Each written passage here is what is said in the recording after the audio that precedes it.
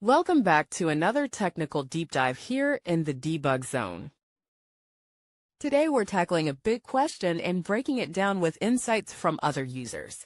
Hopefully this clears up some misconceptions and helps you get the answer you need.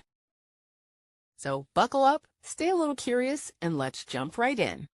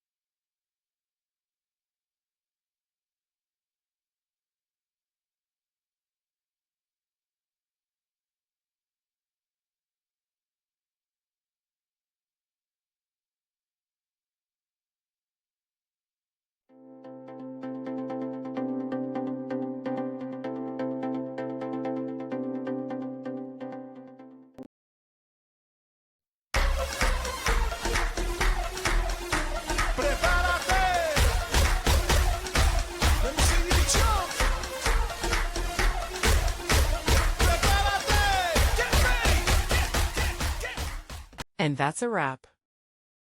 I hope you found the answer you were looking for. If you did, take a second to hit that subscribe button. It really helps out.